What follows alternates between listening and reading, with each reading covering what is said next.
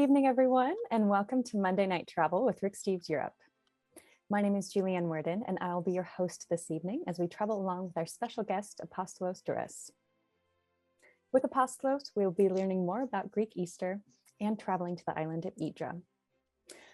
I am extra excited for tonight's show because Apostolos was my guide on the Rick Steves Europe Greece tour back in 2019. So not only will we be learning more about Greek Easter, but we can also share some of the memories that we had from that trip. So I'm excited for tonight's show.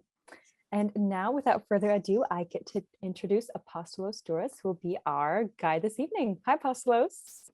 Hello, Kalimera from Greece. Thank you for having me on Monday Night Travel. Yes, thanks for joining us, Apostolos. And Kalimera, is that good morning because it's so early where you are right now?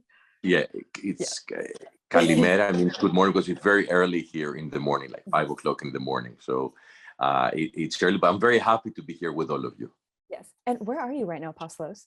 Are you from Athens? I know. Are you in Athens right now? No, I'm not. I come from Athens. I live in Athens, but I'm in the Northwest. And I'm going to spend here a couple of days with friends of mine in a beautiful area in the Northwest. It's about 5 hours drive from Athens, up in the north. And this is where I am at the moment in a small city called Ioannina. This is where I am. Oh, wow. And I'm glad you can have a break because I know you've already done 2 Rick Steves Greece tours so far this year. Yes, I have. And they've been wonderful. I just finished a couple of days ago. So everything went great. And I'm glad for that. Mm-hmm, yeah. And I know you even ran into someone who I think everyone watching the show tonight will recognize. But this Rick popped into one of your tours in Athens. How did this happen? Did he just run into you guys or did he try to find where you were?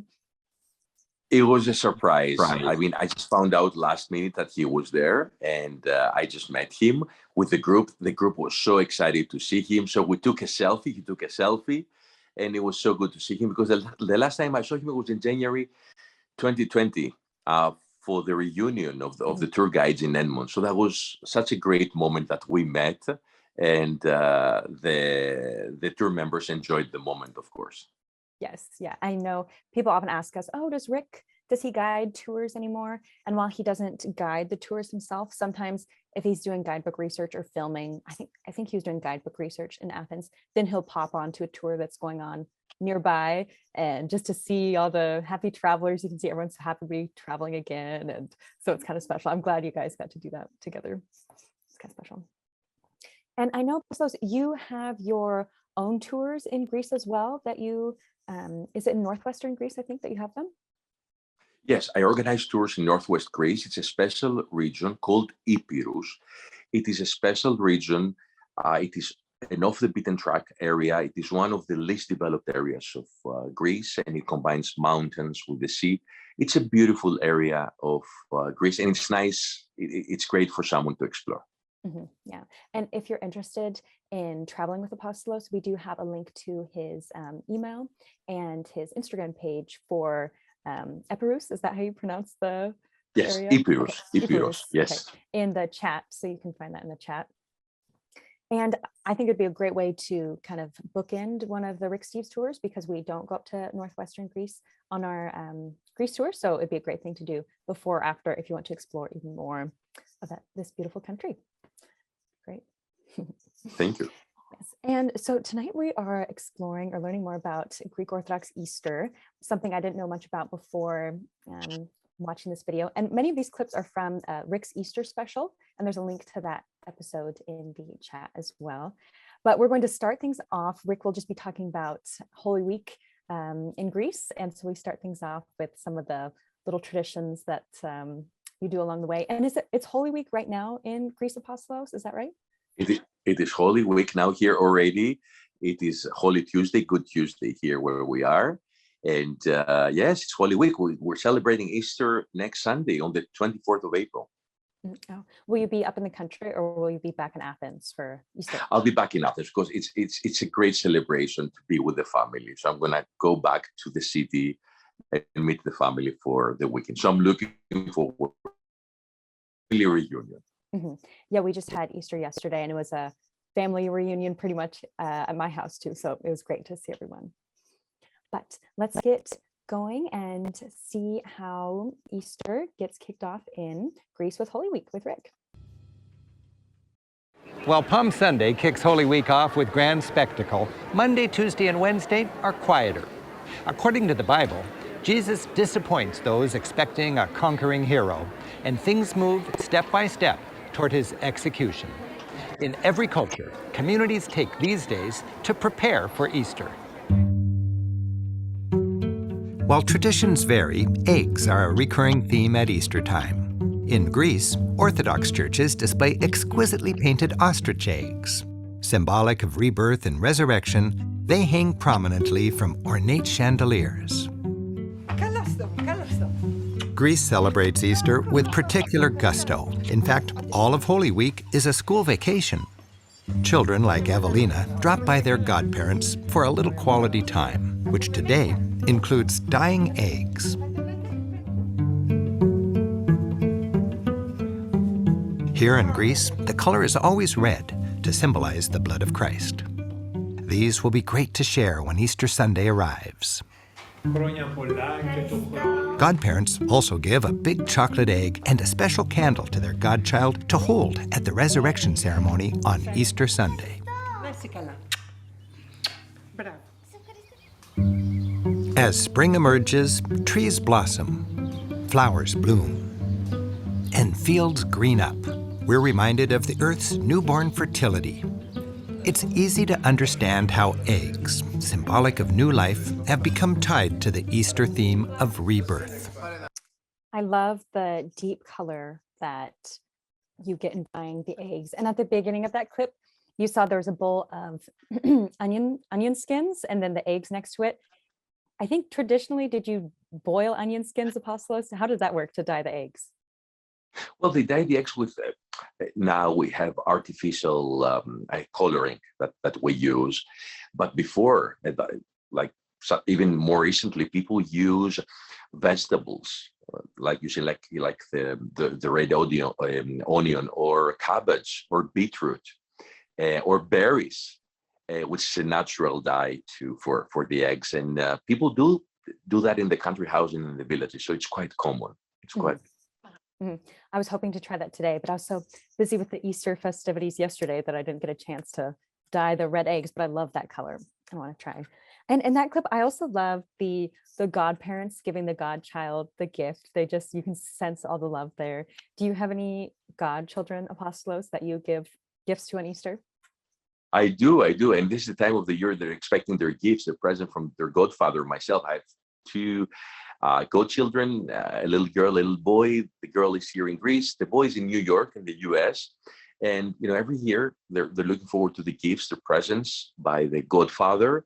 It's like Christmas. You have to buy something for the kids. It might be new clothes, new shoes, a toy, something they're expecting with, of course, the labada, which is the special candle that kids and everyone carries on the church for the resurrection procession on Saturday evening, Good Saturday evening. And it's colorful, it might have toys on it. And the chocolate egg, of course, that we give to our godchildren. Yes, I can see why they would love that chocolate egg with the fancy wrapping on it. And it's a huge chocolate egg. That's really fun. Yes. That would put a smile on any child's face, I think. Of course, and I have one with me because tomorrow I'm going to meet my goddaughter. And so I got her, I'm going to show it to you. I have it here with me. And so I kept it, I didn't give it to her today. So I'm going to give it tomorrow. So it's the day that tomorrow I'm going to give her all her presents. So she's going to be ready for the procession on Saturday with her candle as well, to enjoy Easter with her family. There's a great bonding between the godfather and the godchildren. And is it really common in Greece for people to have godparents? Yes, pretty much to everyone. When you're Greek Orthodox and you're baptized by a godfather or a godmother, or from both. You might have and a godfather and a godmother. And it's a wonderful feeling because it's like your spiritual parents. They're always there for you. They support you. And this is the great feeling I had because I had always very supportive godparents. And you create a great bond with your friends because you baptize usually your best friend's children. or your sisters or your brothers, to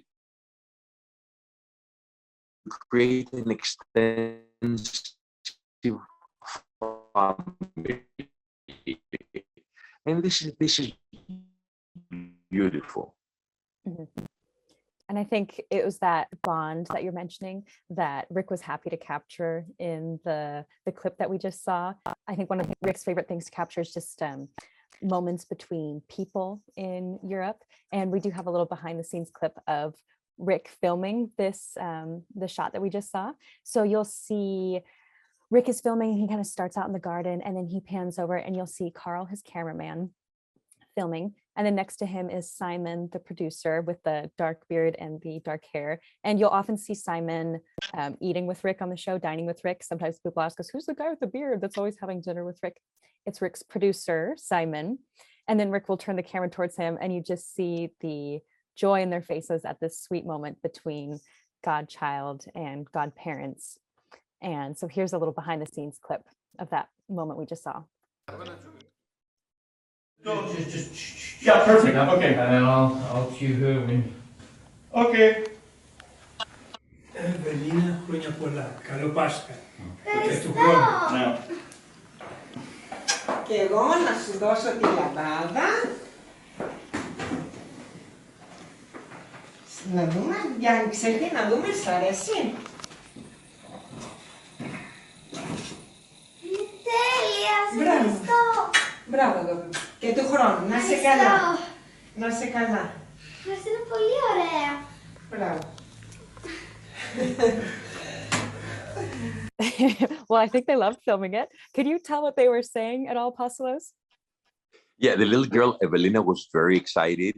She thanked her godparents for the chocolate egg, her godfather and her godmother for the candle, for the procession, as we said, for the resurrection. So she said, "Oh, thank you. It's perfect. It's beautiful." And she seems she was very excited for that. So I think that's a wonderful moment. Mm-hmm. That's super sweet. And we're moving on from the start of Holy Week. We're jumping forward to Good Friday. In Apostolos, how many people would you say are practicing Christians in Greece? I would say, according to statistics, 90% of the population in Greece are Greek Orthodox. It is said that about 80% identify themselves as Christian Orthodox, but the people really, they're faithful in their practice. They go to church once a week. It's about less than 50%. And what is important is we celebrate Easter and everyone follows their tradition, not necessarily they go to church or because they're faithful, but because it's a part of the Greek culture.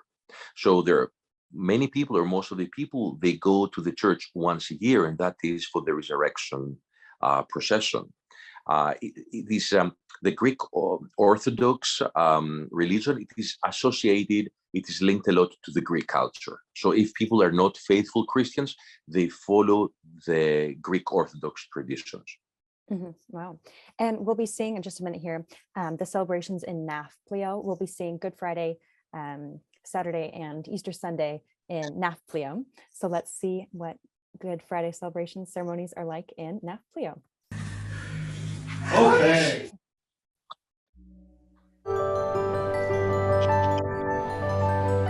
In Greece, in the city of Naflio, the warmth of spring is in the air and crowds of people are out enjoying the weather and preparing for the big Easter holiday. Here, Easter is celebrated with a distinct style. For Greek Orthodox Christians, it's the most celebrated holiday of the year. Because Eastern Orthodox Christians use a different calendar than Western Christians, Orthodox Easter usually falls on a different Sunday. The Greek Orthodox ritual may feel exotic and mystical to many Western eyes and ears, but the storyline is the same, with a few mesmerizing twists. While worshiping, Orthodox Christians believe standing empowers prayers, and incense helps involve all the senses. The priest typically has a long beard, a sign of wisdom, experience, and respect. He periodically retreats behind an icon-covered wall called an Iconostasis. Then, to involve all gathered, he circulates among the faithful. In the Greek Orthodox tradition, the events of Good Friday start the night before. For hours, people gather, eventually packing the church. As candles flicker, all generations chant and pray together, awaiting each step of the Easter story as it unfolds. The cantors blend music and prayer to heighten the atmosphere of reverence. Eventually, the priest brings the crucified Christ out from behind the iconostasis.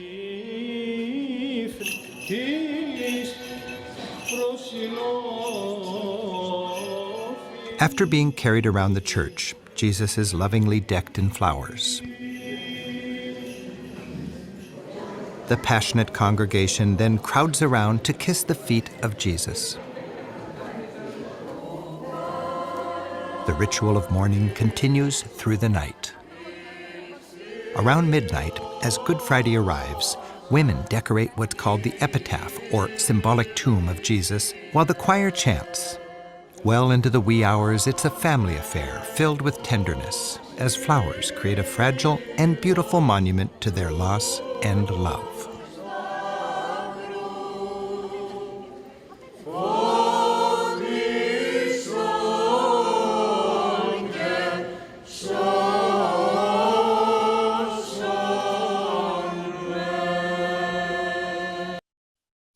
I wanted to stop here because when we were watching the ceremony, Rick said the Greek Orthodox ritual may feel exotic and mystical to many Western eyes and ears. But at the end of this clip here, you see people singing. And I thought that's one thing that kind of connects religions and beliefs around the world is the singing and the music. And I just thought that was special how it must just connect to the soul singing since it's across so many beliefs. But you pointed out one interesting thing about Greek churches apostolos is that we just saw singing, but you said there's no music in Greek church. Yes, there's no music, there's no ecclesiastical organ. We just have singing, and that creates a special atmosphere when people sing. It's something magical to experience it. Yeah. I thought that was really special. I didn't know that. So a neat difference. Okay, well, we'll continue the service at dawn the next morning.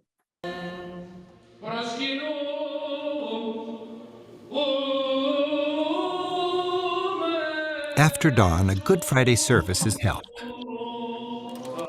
Christ is removed from the cross. His body is then carried behind the iconostasis. Eventually, the priest reemerges, carrying a shroud representing the crucified Christ. He reverently leads it through the congregation of mourners. Eventually, the shroud is laid out flat in the ceremonial coffin and blessed with flower petals. As in any funeral, loved ones pay their last respects, here either with a kiss or, if you're small enough, a trip beneath the epitaph. Once again, the Orthodox mysticism, enhanced by music, incense, and intensely felt prayer, heightens the emotional impact. On Good Friday evening, the funeral procession starts as the epitaph is carried out of the church. Even as a visitor, I felt as one with those gathered, sharing a familiar holiday, but in a new way. Rick seems right at home amongst these celebrations, apostolos. Can tourists join in on Easter celebrations? Of course they can. They're welcome. They're going to feel very comfortable. It is a beautiful time of the year to participate in all the processions, and people are so hospitable and welcome. And I think they should try because it is a unique cultural experience. Mm-hmm. And I always hear how important family is in Greece. Is it true that family and community are part of the foundation of Greek culture, would you say? Of course it is. I mean, don't forget that Greece is a Mediterranean country. We're like on the southeast of the Mediterranean, and family plays a very important role, supporting people. And the families stay close as well. It's usually, you don't see many families being split or separated. So usually the children stay close to the parents, they take care of the parents.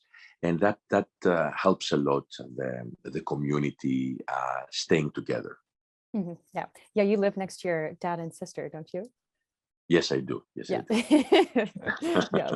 Yeah. And I do have little souvenirs here. When I was in Germany in 2017, I happened to be there over Easter. I was visiting my aunt and uncle who were living there at the time. And my aunt asked if I wanted to join in on the Easter, I think it's this Saturday evening ceremony. And so we just went and they gave us candles and we just participated like everyone else. And it was a really beautiful memory. And I'm really glad I went. And I encourage other travelers to join in as well.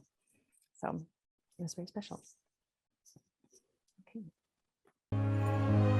Churches from 3 neighborhoods all perform the same ritual funeral procession as they carry their individual epitaphs through town.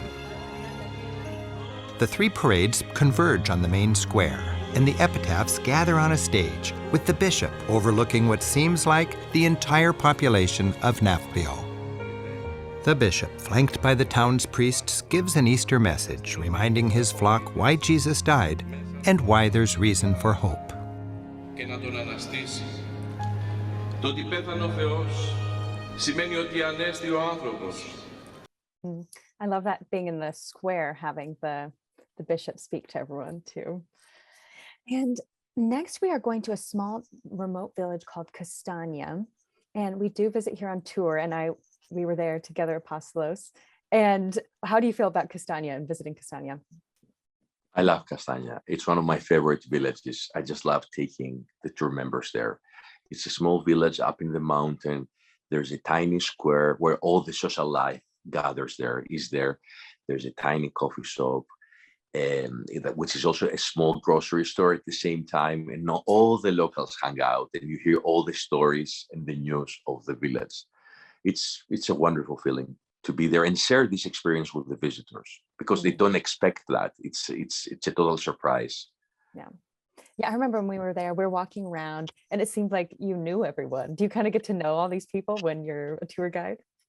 Well, obviously I don't know everyone, but I know a lot of people, because if you go to a village that has a population of 100 people and you go back again and you see them and you meet and then you share the news. How are you? How are the kids? You share information, and very happy to go there and see them. And I'm glad everyone is well. And it's a great feeling to connect with people, because by meeting the locals and having the visitors, with me, they become a part of the local community. So they can talk to the locals. There is this connection with the people, and this is unreplaceable. Mm-hmm. Well, I remember we did have coffee in that coffee shop, and we walked around. We visited the church that we'll see in this next video clip, and it was a really special town. It was made more special thanks to you by introducing us to some of the locals too. So that was special. Thank you. I appreciate it. Mm-hmm. Just up the coast, wedged in a ravine, the village of Castagna is more inviting and offers a rare opportunity to explore a traditional Mani village. While it feels pretty sleepy today, Castagna was once a local powerhouse. During the 19th century Greek War of Independence, it boasted no less than 400 guns, as Mani people called their menfolk. They were gathered under a warlord whose imposing family tower still stands over the town square. Along with many guns, the town had many churches. The tiny Church of St. Peter, thought to have been built during the 12th century, is a fine example of Byzantine church architecture of the time. The inside is richly adorned with frescoes that have told Bible stories to this community for centuries. While it feels unkept and ramshackle, and a destructive mold has hastened the aging of its precious art, the spiritual wonder of the place remains intact. It's amazing to think that in our age, there are still remote corners where centuries-old art is tucked away, where virtually no tourist goes, and where the curious traveler can be alone with a fragile yet surviving bit of a bygone age.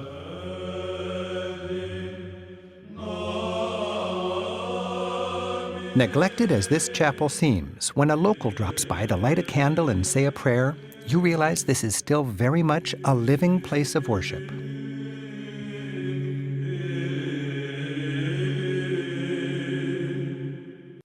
I loved visiting this church. It was a really cold day. We went in there, and I think you told us, Apostolos, that the acoustics were really good in there.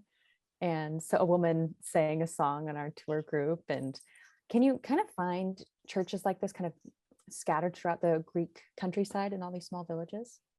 Of course, we can. First of all, in Mani, there are about 1,000 churches just in the Mani Peninsula. There are thousands of churches all over Greece. Of course, they were built in different period of times, like back from the Byzantine times or later. You can find all these little chapels, and I suggest when a traveler, a visitor is there, and if you see a church and it's open, please go and have a look. Mhm. Yeah, I agree. Oftentimes they're free, and it's a nice place to sit if you're tired from walking, and yeah, it's a peaceful place. Yes. Back down on the town square, the local priest calls his flock to worship.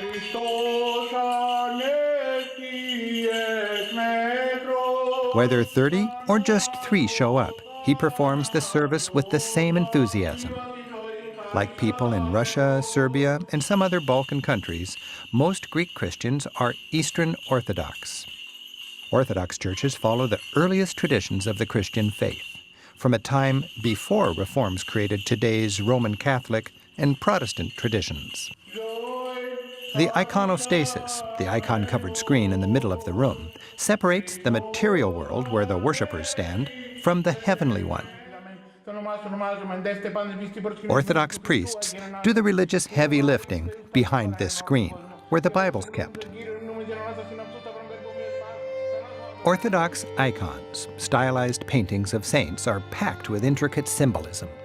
Cast against a gold or silver background, they're meant to remind viewers of the spiritual nature of Jesus and the saints, rather than their physical form. Can you tell us a little bit about icons in Greek Orthodox, Apostolos? Yes, of course, of course. Icons is a big part of the Orthodox art because we also have frescoes and mosaics and depiction of religious themes and personal items. But what is unique about icons that they are portable, so people can worship religious figures at home, not only in the church. And this is very, very important. And these icons depict religious figures like Jesus, Mary, the saints, scenes from the life of Jesus. And it is a bridge between the natural world with the spiritual world. And it is a way for people to get to know the religious figures of their belief. And it is very important. And it goes back to the Byzantine times. I mean, some of the most beautiful icons were painted between the 9th and 13th century. And two of the main centers of icon painting were in Constantinople, of course, and also in Thessaloniki, in northern Greece, the city in northern Greece. Wow. Yeah, I remember I was struck by the art in Greek churches just because I was so familiar with the more, even though Greece isn't Eastern, but I was struck by the just the Eastern influence from Byzantine in the churches. So it was really special to see the different kinds of art. Traditional Orthodox worshipers stand through the service as a sign of respect. Orthodox worship generally involves chanting, and the church is filled with the evocative aroma of incense. Through these elements, the Mass attempts to create an actual religious experience, to help the worshiper transcend the physical world and enter into communion with the spiritual one. Well, that was our little road trip out to Castagna to see more of a village church and what that celebration might be like. Now we're returning to Naflio to see how things continue into Saturday. And we go to Naflio on the tour, Apostolos. How has it been these last 2 times you were there? Oh, it was wonderful. Naflio is one of these towns, always the tour members would like more time because they love it. They go for walks, they enjoy it. We spent 2 nights there. So there is enough time, of course, to explore town. It's beautiful because it has all this architecture. It combines Venetian with the Ottoman element, the neoclassical architecture, Greek architecture. It is a feast for the eyes. It's a beautiful town with a lot of culture and modern history, modern Greek history, meaning beginning of the 19th century. Wow. And what is the name of the water that it's on? It is the Argolic Gulf because it is we have there the county of Argolida, so it's the Argolic Gulf. It's a beautiful bay. Yeah, it is really beautiful. Holy Saturday is the day Christ's body laid in the tomb while his followers mourned. In Western Christian traditions, it's a time of thoughtfulness and waiting, of vigils. But in the Orthodox Christian world, like here in Greece, Holy Saturday is a celebration of what Jesus' soul accomplished on that day. On Saturday morning, the Greeks packed their church yet again to remember how, while his disciples were mourning on earth, Jesus descended into Hades, bringing salvation to the souls of the dead. That's why Greeks call this Saturday the first resurrection. Worshippers venerate an icon of Jesus pulling Adam and Eve out of the fires of hell. This is the pivotal moment when Christ has defeated the devil and death.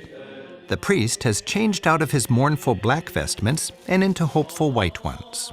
Much happier and more animated now, he tosses dried flower petals representing the broken chains of hell over all gathered.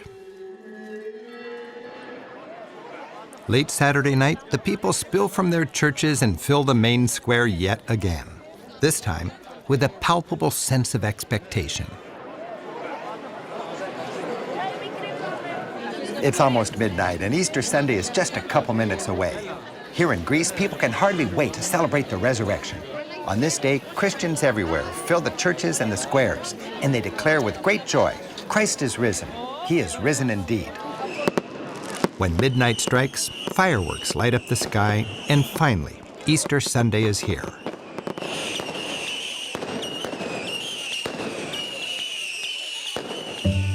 The Holy Flame, which literally travels from Jerusalem to Athens and then to towns throughout Greece, is shared along with the ritual Easter kiss of love. And it's not over yet. Everyone then heads home for the biggest party of the season. People carry the Easter flame home as a burning candle. Raising it above their heads, they make a cross above the doorway, symbolizing that the light of the resurrection has blessed their home for another year. A long table awaits as the extended family gathers.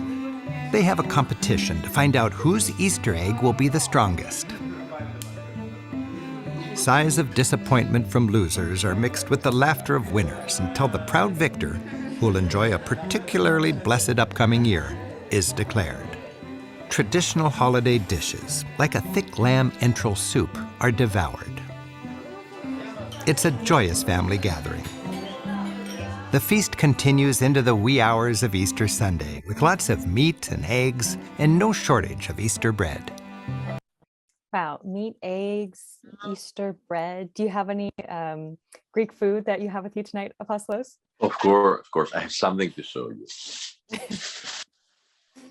This is the Greek Tsoureki.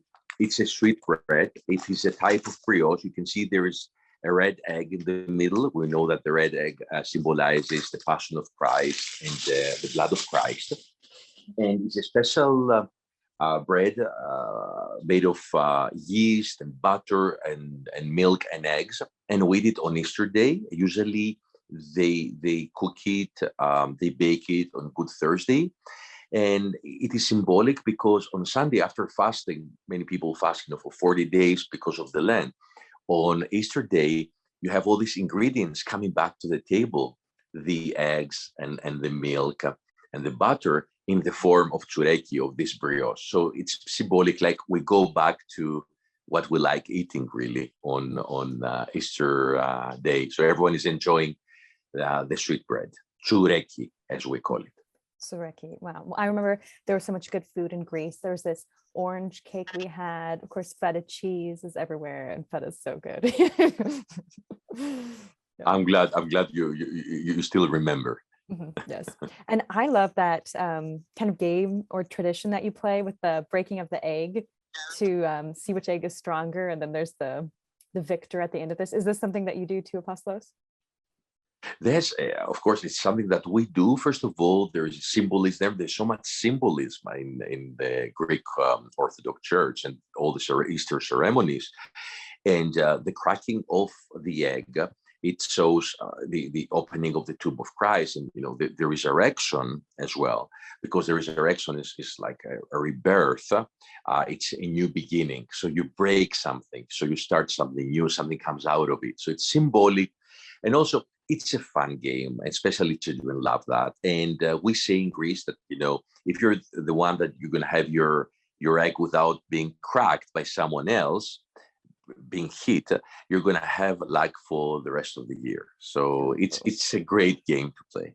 Yeah, well, the gentleman who won, his face is adorable, and it looks like he was very happy to have luck for that year. So exactly. Yeah, and you feel the winner because you win the whole family, because you compete the whole family, and that's a good moment of Easter Day. Yeah. Well, we're continuing on to the celebrations on Easter Sunday itself. And is this kind of similar to what it looks like in Athens, Apostolos, when you celebrate? Yes, it can be like that. It's first of all, it can be very crowded, and you see a lot of people. They go to church for the procession, and there's small chapels. Sometimes people choose to go to a bigger church or a smaller church. There's so many churches that in Athens, because there's so many people living there, that they organize the ceremony of the resurrection. And I think it's very easy to find a beautiful little church in the neighborhood to go and celebrate. Yes. Yeah, that's for sure. And after, of course, you can go to a restaurant, because a lot of the restaurants are open, and you can have Easter lunch there. So you can feel like the locals, because still on the menu, there's going to be pretty much what people make at their homes. Mm-hmm. Wow. Yeah, in this clip, we kind of see a more countryside celebration, but it looks like it would be fun to celebrate anywhere. So.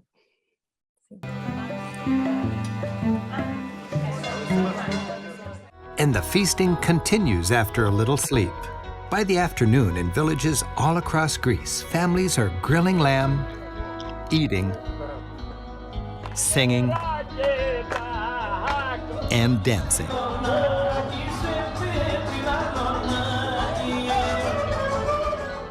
It seems there's a spring lamb on a spit in every backyard. The roast takes hours, but no one's in a hurry.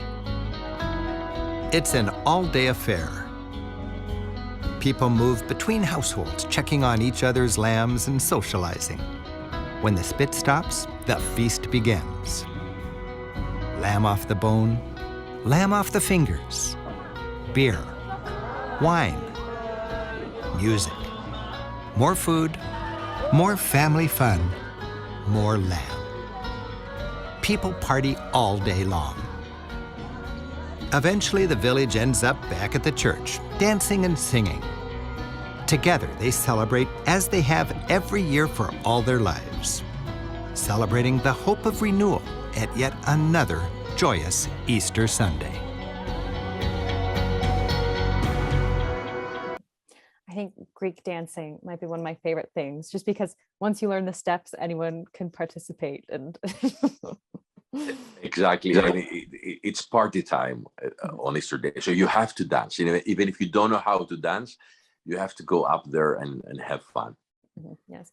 Well, I know, Apostolos, you wanted to share with us that you spent a special Easter out in the countryside back in 2020. So we have some pictures of it, and it's just beautiful. I'm glad we're able to share it with people. But this is where you were. Can you tell us a little bit about where you were and how you celebrated Easter? Of course, first of all, it was March 2022. March 2020. I was up in the country house, Northwest Greece, and I stayed there for Easter because, as we know, what happened in spring 2020, we had the pandemic, we had the lockdown, had the big lockdown in Greece. So instead of going back to Athens, I preferred staying in the country house. And this is where I spent Easter for the first time with the local shepherd, my neighbor, as the village has only 12 people live in the village, and there are farmhouses. It takes about 10 minutes to walk from one house to the other. There's this gentleman, Mr. Pavlos. He's my nearest neighbor. It takes me about 10 minutes to walk to his little farm, and he has animals. He has some sheep and some cows, and he's been living there. So I was by myself, and I invited him to come to my house and sit outside and share our food. So he was so happy and enthusiastic because his family was away. He couldn't see his family. So he woke up very early and he put the lamp on the spit like 6 in the morning, and I cooked the potatoes and the pie, and I dyed the eggs and salad, and I set the table, and he brought the lamp, and we had a very nice feast, the two of us. I will never forget that. We shared our news, and it was a unique experience. I never expected it would be like that. So we were not with our families, but we became a family for that special meal on Easter Day. Oh, wow. I bet he was happy to have you there to share that day with too, instead of being by himself. Exactly. It was a happy moment. Mm-hmm. Yeah. And so are these his sheep here, this flock of sheep? Yes, this is like his sheep. He has sheep and cows, and it's nice because you sit down in the countryside. It's in the middle of nowhere, and you can hear the bells ringing, and it was an ideal setting, let's say, for a Greek Orthodox Easter. It couldn't be better than that. It was all the atmosphere, and yes. Yeah, and in this picture, are these lilacs on your table? Yeah, they're lilacs. They're inside the house. I just took a picture because I was there, so I decided to decorate my house. Usually we decorate the house, in an Easter way back in Athens. So we have lilacs outside the house, and the lilac, we call it paschalia in Greek. It means the Easter flower, because Pascha, it means Easter. And I just cut some paschalia, and I just, put it on a vase. Just it smells, it has a beautiful aroma. And this is our flower of Easter, the lilac. I was hoping I have some lilac trees, and I was hoping that they would be in blossom by Easter yesterday, but alas, they were not. We were having a cold spring, so they weren't blooming yet. But this is so beautiful. And I noticed over here on the table, you have a Rick Steves Europe 101 book. Oh, really? Oh, yeah. I didn't notice that. Okay, thanks for noticing. Yeah. That's fun. Great. Mm-hmm. Yeah. Oh, and this is your table, your guys' feast. So what do you have here on the table? Okay, I set the table. So what I did, I had potatoes in the oven, some salad, the eggs. Of course, we need the Easter eggs to crack between us, and some freshly baked bread, and a bottle of wine, of course, and the lamp on the spit that Mr. Pavlos brought. So, we shared what we had. This is what we had, and I cooked, he cooked, and we sat down in a nice setting, outdoors. It couldn't be better than that. Mm-hmm. Gosh, that must have been unforgettable for both you and Mr. Pavlos to share that. Yeah. Yes. Yeah. I will never forget. Mm-hmm. And did you come out here often to spend time at this spot, or? I do, because I took this picture also. That was, as we said, April 2020. After having so much food, I had a nap, because it's food. Easter Day, you eat so much. At some point, you want to have a nap. So I just lie down, and I had the best nap in the afternoon on Easter Day. It is a must after having a big feast, and of course after a couple of glasses of wine. Yes. And I love this picture because it shows the Greek countryside. And before I went to Greece, I had always just kind of imagined the islands, and you think of Santorini with the white and the blue buildings, but we drove through so much beautiful countryside when we were on the tour that really left an impression on me as well, was the mountains and hills like this. Yeah, we have a lot of mountains. Greece is a mountainous country, and you have all these small towns and villages. They appear from nowhere when you're driving, and there's a variety of landscape. You have the islands, and the coastline, and the mountains and the hills. It's you drive it, you don't know what you're going to see. The next 10 minutes, what's going to appear in the landscape, and that makes Greece a unique destination for traveling. Mm-hmm. Yeah, I remember we were leaving Delphi, I think, and there was these olive groves that just seemed to stretch on forever, and you played a classical song of some sort on the bus and just had us listen and look out at the view, and it was really a nice moment on tour. Yeah, that was a wonderful moment to share with the group, with the travelers. I remember driving through this huge olive grove, through the olive trees. That was a good moment. Mm-hmm. Yeah. Just this and the view and all the wildflowers. It's beautiful. Okay, well, next we're hopping over to Idra. We end the tour in Idra, and I just thought it'd be fun to share it with everyone because it is a beautiful island. And so we'll continue on in Idra. And afterwards, I'll ask Apostolos about the special Easter celebrations on this island because they're unique and it's pretty interesting. So let's take a look at Idra.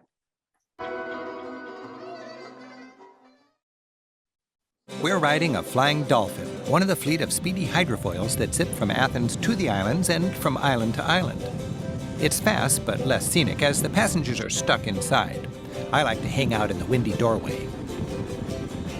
After a 90-minute ride, Athens is a world away and we pull into the Isle of Idra.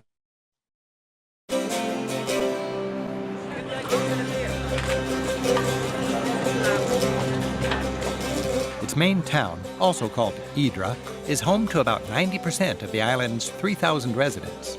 After the noise of Athens, Idra's traffic-free tranquility is a delight.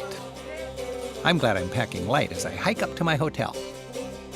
Idra is one of the prettiest towns in Greece. Its superb harbor is surrounded by an amphitheater of rocky hills. There's an easy blend of workaday commerce, fancy yachts, and lazy tourists on island time. Donkeys rather than cars, the shady awnings of well-worn cafes, and memorable seaside views all combine to make it clear you found your Greek Isle. Idra was a Greek naval power, famous for its shipbuilders. The harbor, with twin forts and plenty of cannon, housed and protected the fleet of 130 ships as the Greeks battled the Turks in their early 19th century War of Independence. The town stretches away from the harbor, a maze of narrow cobbled streets flanked by whitewashed homes.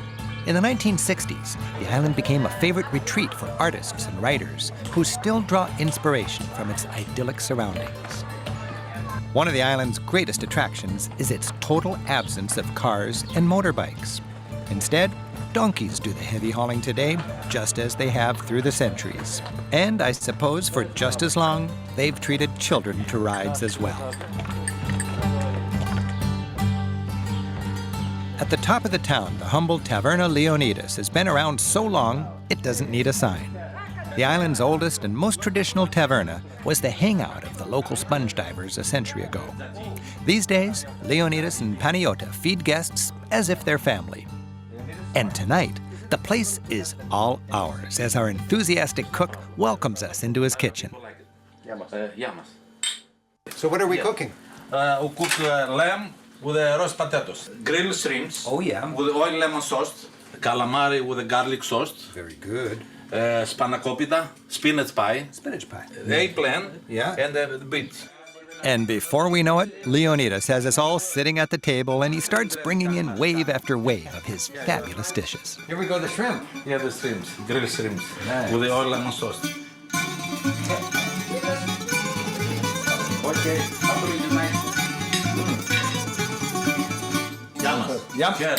Yamas. Tomates. Start by this. Oh, yeah, bring the main event.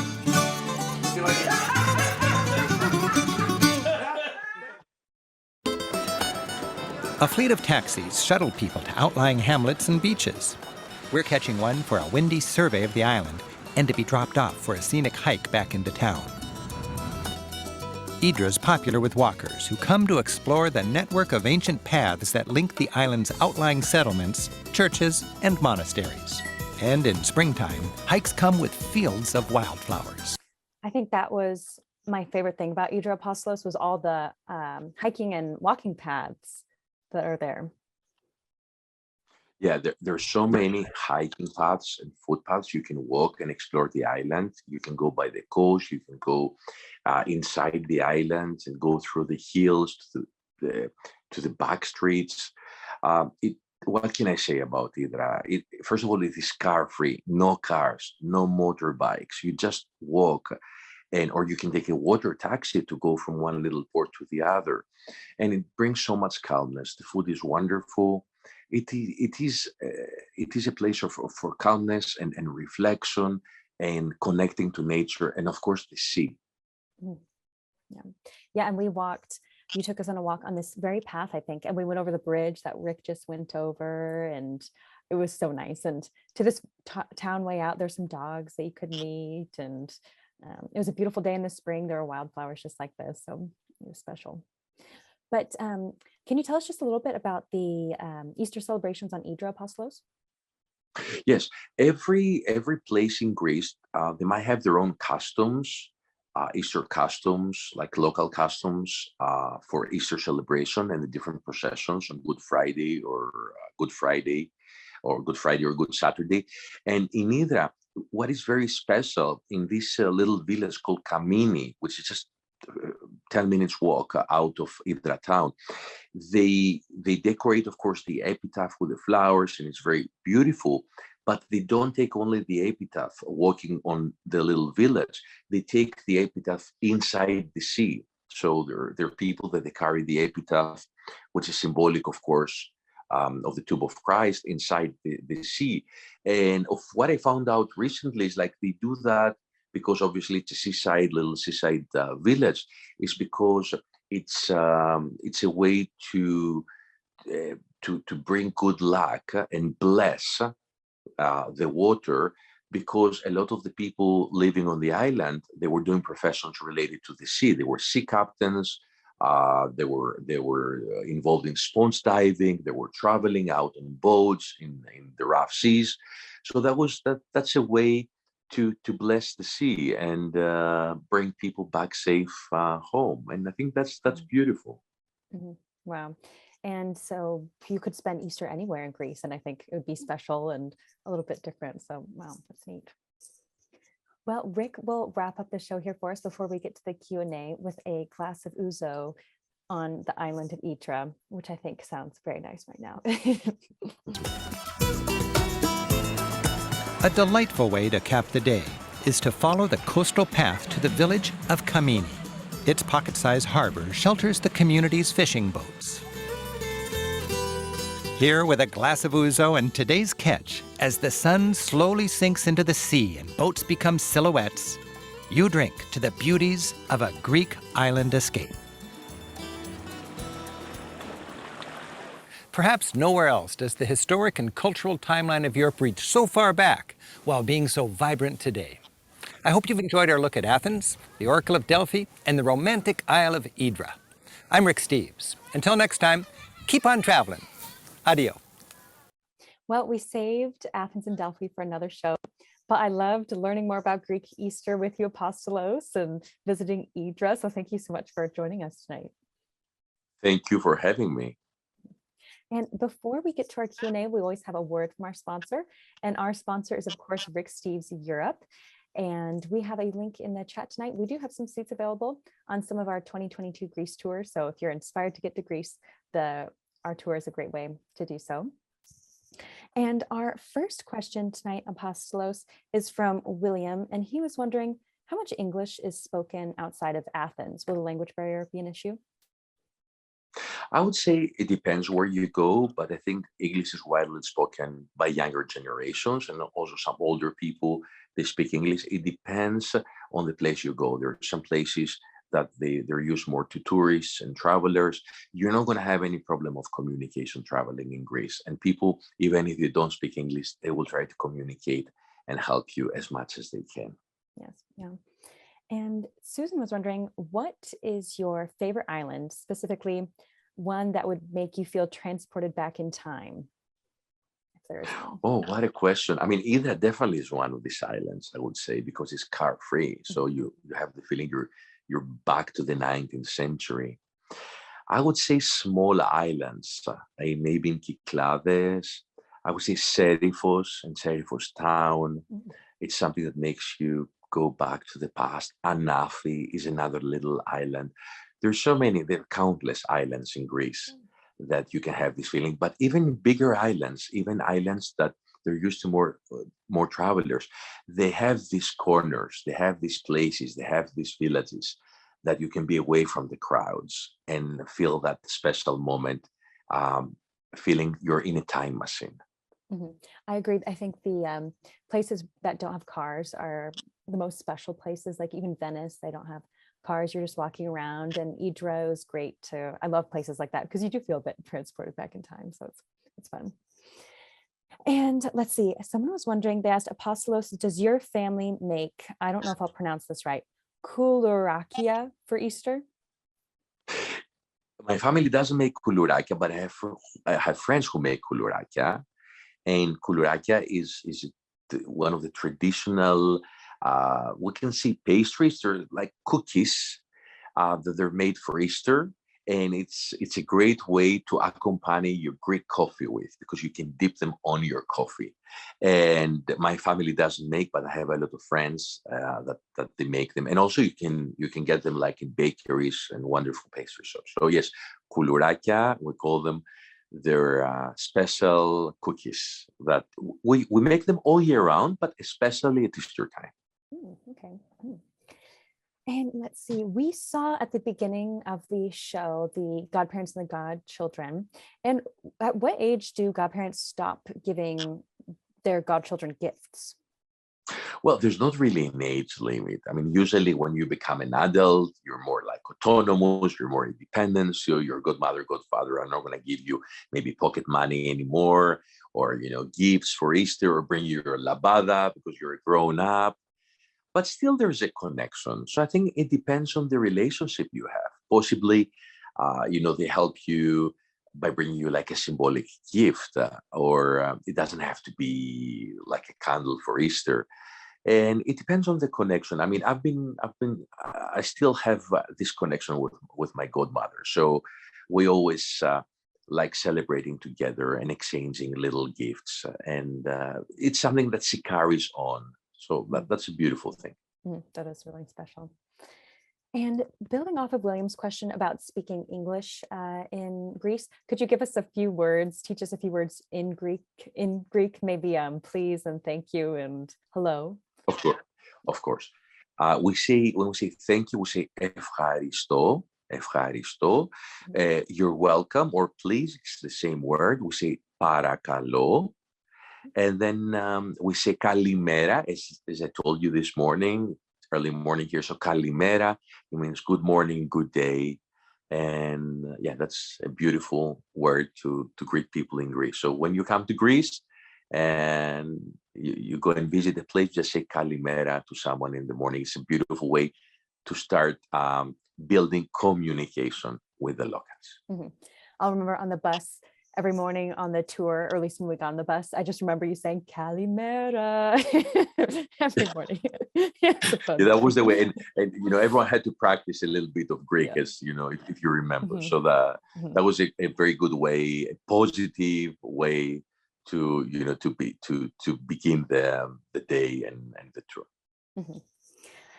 Let's see. Melody was wondering, it might be hard to choose, but what is one of your favorite historical sites? Interesting. That's very personal, because you feel connected. Every person feels connected to, I would say, Delphi, because of course of the Oracle of Delphi, but also because of the landscape, the Delphic landscape. It is in a beautiful spot, and you walk up the hill to the Temple of Apollo, and you have this view of this gorgeous olive grove, millions of olive trees. I think there's something special. There's a special energy on that place. So I would choose Delphi, although all the places, they have a special place, in my heart, and everyone loves them for different reasons. But if I would have to choose one, I would say Delphi. Mm-hmm. I remember seeing the view in Delphi and really being impressed by it as well. And I just thought, wow, it's funny how people have been drawn to a nice view for thousands of years, so it's kind of interesting how that has continued on. And we just have time for one more question tonight. And we're just wondering, Apostolos, what is your favorite thing about your country, Greece? Oh, what's my favorite thing about my country?